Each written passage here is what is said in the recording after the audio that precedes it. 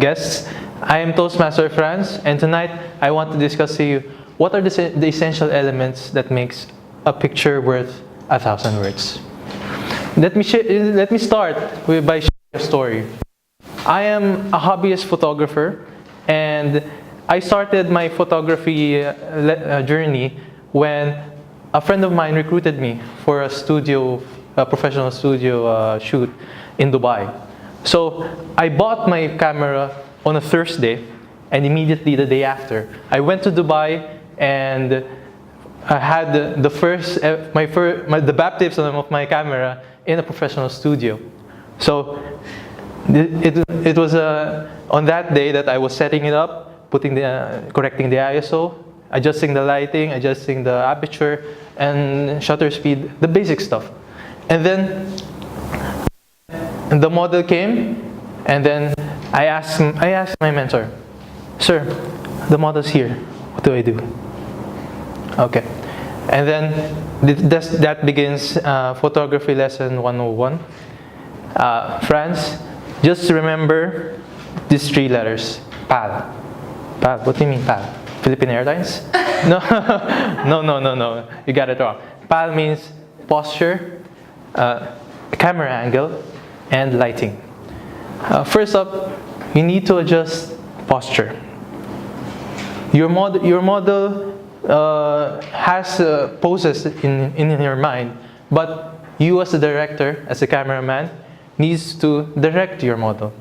What do you want in the photograph? What do you want to capture? The important thing, I'll give you 5 tips, do's and don'ts, that you can tell your model so that she can do the perfect pose. First up, you have to adjust the chin. Sometimes the chin is tucked inwards, creating the double chin. We're going to hide that, no? Yeah. What you need to do is not to tuck out, but to move forward your ears a little bit. Move it a little bit, eliminate the double chin. Next, sometimes we have flabby arms. So what we need to do is to lift our arms. Some models like to do this pose, some this pose. Whatever you need to do to give that space. Not only here, but also on this side. We want to emphasize the hips for slimmer body posture. Next is one of the best secrets is to twist the shoulders. By doing that, we make our body slimmer, as you can see with the illusion. And next, we also want our facial expressions to be emphasized in the photograph. We want to smile.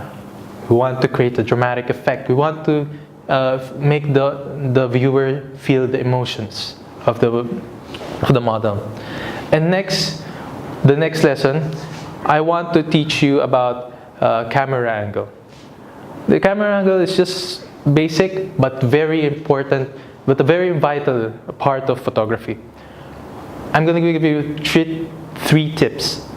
The aim high and capture low, the aim low and capture high, and anything goes. Creativity is up to you.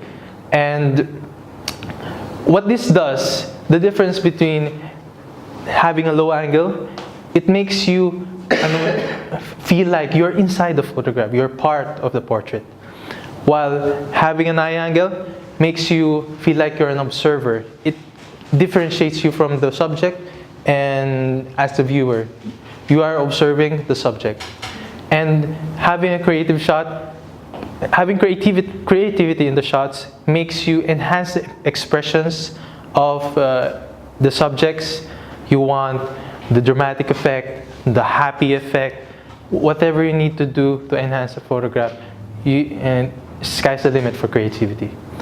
And one of the most important parts also for photography is the lighting. You can never, you have choices for exposure, but you want to avoid overexposure, meaning meaning the light is too much, underexposure, your portrait is too dark, and you want to also position your light in angles. You can never ever position light towards the eyes of your subject or behind your subject, because it's going to create overexposure, or it's going to cause your subject to squint. We don't want that. Next, so I did the necessary things. I adjusted the posture. I got the posture I wanted. I got the camera angle I wanted, and the lighting is in perfect position. I was about to take my picture, but my mentor said, before you take the picture, I just have one thing left to tell you, and this is the most important part. The most important part of the photograph is to focus on the eyes. Now, why so? I ask why. Why is it so important?